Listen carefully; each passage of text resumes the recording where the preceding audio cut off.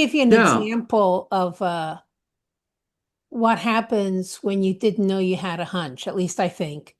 So, and this happens occasionally to me.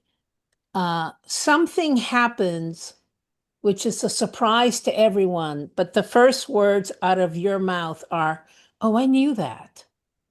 But you can't go back. You can't pull the thread backwards and go, "Why did I say I knew that?" But it's clear that you said that and you felt that. Oh, I knew Yeah. that. Okay. Well, you felt that, or because in hindsight, is it's very natural to single out one variable among the billions of variables that were available back then.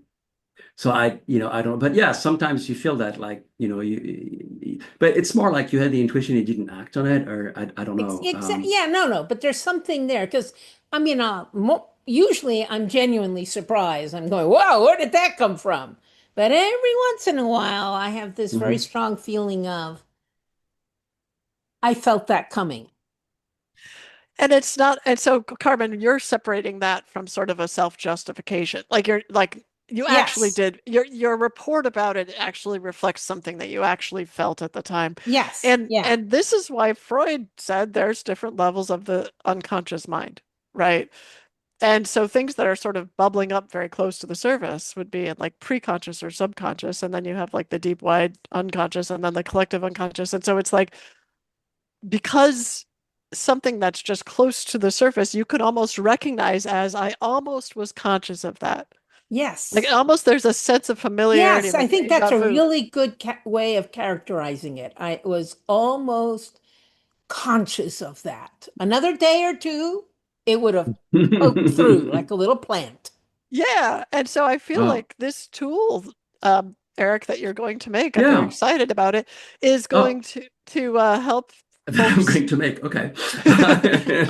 All right. Well, So I think this yeah, that, and by the way, I've done a lot of work for you know intelligence community and you know and others, and yeah, that was a very people were very interested in it, and for whatever reasons, some people were very interested in it were fired, one died.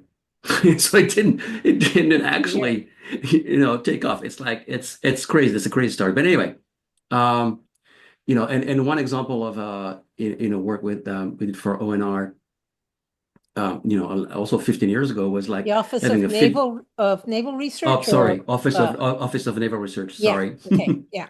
It was a feedback loop where you're trying to capture uh, what happens in the brain, and it turned out that there's this team in Oregon, Don Tucker and Fan Lu, that discovered that you can detect a signal from an EEG, uh, apparatus, before the person is conscious of it. And in fact, sometimes you detect it even if the person does not ever become conscious of it. And so the idea was to present images of, the skies and say, hey, is there an aircraft in there? Or a And doing a UFO. feedback loop. Okay, well, it was aircraft and it was a proof of concept, so it's like, you know, uh, but so that was the idea. It's the hunch engine basically picking up the signal, didn't even ask you to verbalize what you were saying or to be conscious of your decisions. It's just like, okay, oh Oh my wow, there's God. a little spike here, and then there's a feedback loop, and it's zeroing in on the image that triggered that signal and trying to apply a filter to it so that maybe you can extract the salient features and show it back to you and say, hey, is it something? Anyway, but these are deliberate stimuli. It's a deliberate stimulation with a purpose, right? Uh, but there are, I mean, there's this guy, Anil Seth, that you may know, right? You may know of. Uh, Very interesting, neurobiologist of consciousness, I guess. And he has been working on, the dream machine. The dream machine is, Brian Geisen, the famous or infamous, Beat Generation um, poet, artist, I don't know. But the idea is you just stimulate someone with stroboscopic light, and crazy, amazing things happen. Uh, I would say 90% of the reports are that people are in the same state that they would be with, mushrooms, That's the right? basic report, is that gecko go into a psychedelic insight. Yeah. And in psychedelic insight, there is insight. Yeah. And if you could get that kind of introspection, without resorting to chemistry. I mean, it's chemistry of the brain, so it's still chemistry, but it's not external chemistry; it's internal chemistry.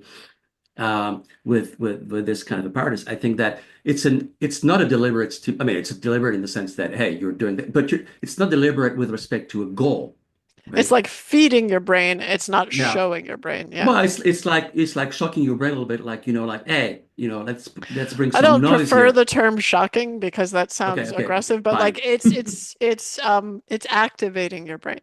It's activating your brain. It's really a form of the prepared mind favors chance, where you feel like you're prepared, you're everything, but the pieces don't fit together. So why don't we just like shake? Well, wait, shake, this concept machine of yours. Oh, and maybe some of the pieces will fit together. That will be the beginning of a percolation of concepts that will come together and form the full picture. And I think that's where that's one of the things I find fascinating right now, that what are the interventions that are non-chemical? I mean, chemical interventions are very interesting too. I mean, I don't get me wrong, but that are non-chemical and that could actually give you access to parts of your brain that are really not accessible otherwise. Hmm. All right.